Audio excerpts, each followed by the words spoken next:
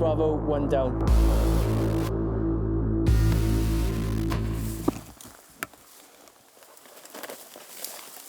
We're with snipers, a group of men who can make all the difference in combat. With exclusive access to their 10-week course, we're finding out what they have to do to take the next step and become instructors. So either go right of him or left of him, depending, or if it dictates, we'll get along this fence. Working as a sniper platoon can be key on operations. 6-1 Charlie, 6-2 Charlie, radio check over. Multiple snipers firing on a position means a disorientated enemy, unable to locate where the shot is coming from. The more barrels you got on that target, the more chance you've got of actually impacting and hitting that target. And also they can't, if anyone was to hear that shot, that sort of impact, they can positively identify where that shot came from, because it's spread across a big area. They can't pinpoint your exact location. Sort of confuses them as well and scares them. The vast Otterburn ranges provide the perfect terrain to practice. It's a different training area that not a lot of people use, especially if you work down south. Some of the northern lads will get to use it, and some of the Scottish lads, but it's a complex terrain with open rolling countryside, deep valleys and multiple wood blocks to move around in.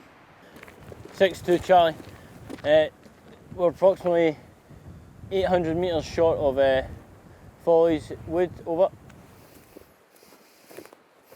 They know where they are from the start, so they get given a grid of the area to go to, and they have to make their way as a platoon across the ground through challenging terrain into the location where they get set from the platoon and split off in sections, and then split off in pairs and fire a suitable fixed firing point before they destroy the enemy. Normally hidden and still, on the move they could face the enemy like any other regiment. How they deal with that together is vital, especially on this course where different infantry units are mixed in. Every unit's got their own little tweaks and things that they've found work, and then we can share that knowledge, and the sniper community develops tenfold because of that. And then again, when it does come to operations, you're not always going to be with your unit. You might be pushed somewhere else because the brigade may need you somewhere else, you know. Once into position, they locate and confirm the enemy. Every bit of detail critical. And any sort of change, whether they're taking a bit of clothing off, whether sort of the target that you've indexed has changed in any way, or even worst case scenario, he's gone out of the situation, then which will obviously make a huge change in the mission, really. But this mission remains on track. Massey, Yep. Bravo 1, mate, being with their black gloves on. Yeah. Yep. Obviously, you know the distance of 440. Everything set yet? Yeah, dial set, mate. Wind at 6. I believe you're going to be firing in the firing on the tier 2 yet. Roger. Let me know when set. 1 on. 5, 4, 3, 2. Send BDA.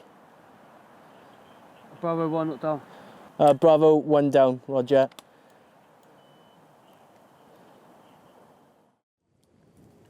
As life goes on as normal around this large port city, in disused buildings above, snipers have set up a makeshift observation post. This is the urban phase of training. They're intelligence gathering, on the lookout for any enemy activity in the area. In this scenario, the enemy are participating in hostile activity, which the snipers must terminate. In that situation there, we're just looking for as much information about the Bravos or people that we're looking at as much as possible. So what they're wearing, type of height, any details that we can get on them to A, confirm that they're the targets we're looking for, and then B, to see what they're up to and whether any suspicious activity is taking place. A white bedsheet at the back of the room can do so much, and so on, like a white screen in front of you, the amount that can do to stop someone seeing through into that building. Literally, you become invisible. The daily routine, drinking, sleeping and eating, are carried out in 2 6-man rooms, They're extremely hot, the heat becoming an issue for all of them. It's been a bit of a sauna in there, so just rationing water is quite difficult. Obviously, keeping your rations, keeping tabs on your rations, just making sure that the guys are hydrated, but also things like ammunition, batteries for comms, etc. So just keeping tabs on that. Snipers must remain in position without being seen for hours, days, even weeks, logging and reporting anything they see.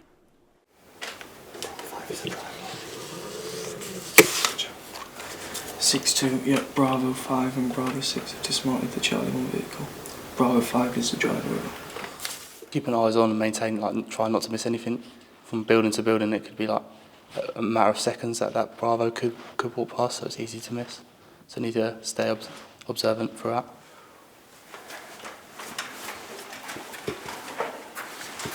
I think snipers have been undervalued in the past, but more and more they're proving their worth on the battlefield, especially in urban environments where we can remain concealed, provide numerous different forms of surveillance tasks, but also provide that strike function at the end of it. So the commanders, especially higher officers, are starting to see the real value of using snipers in the urban environment. With future conflicts more likely to take place in this type of environment, the urban phase is crucial.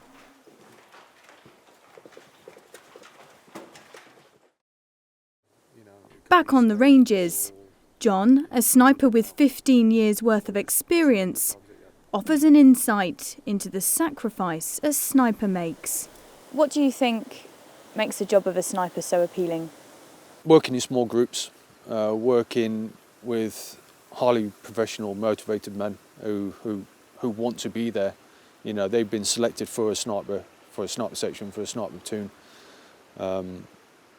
because they're highly motivated and they want to be there.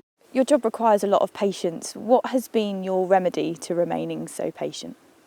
I'm just quite a passive bloke anyway. I enjoy my own company. I enjoy company of working in pairs, groups, teams, and that. It's I think you've just got to be that calm, collective kind of guy. And finally, if anyone's thinking of becoming a sniper, what would you say to them? Just be keen, just be motivated, just be helpful, and just be an all-round good bloke. You won't get selected for sniping. Yeah. And be good at shooting is one of the key things. That helps. It helps. It helps if you can hit stuff. Yeah. Back on Salisbury Plain, snipers are hunting high-value targets. This is the annual shooting competition. In the close quarters shoot, they're being marked on their observation, accuracy, and their ability to fire at short range.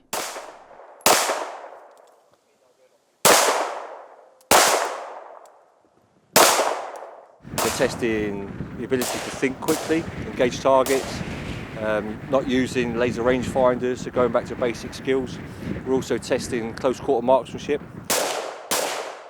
because that's also key fundamental skills. Navigation is tested, but mostly marksmanship. 16 teams are taking part this year, battling it out to be the best.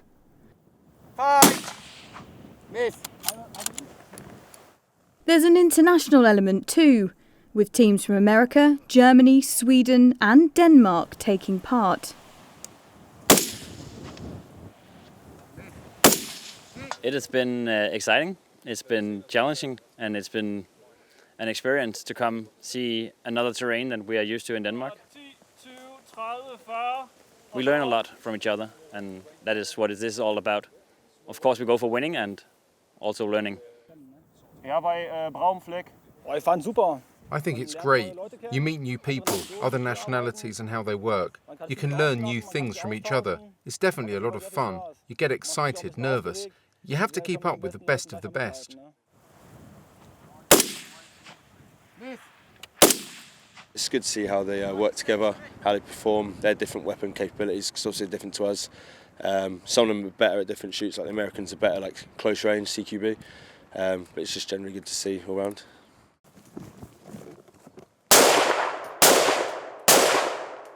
Events such as this one allow snipers from across the armed forces to hone their skills. Over the past 10 weeks, we've been following snipers through their instructor course. They've been training in rural and urban environments, with some battling it out to be the best. They will now go back to their units to train the next generation, ready to face any potential threat the future may hold. If you enjoyed this video, don't forget to give it a like and to subscribe to our channel.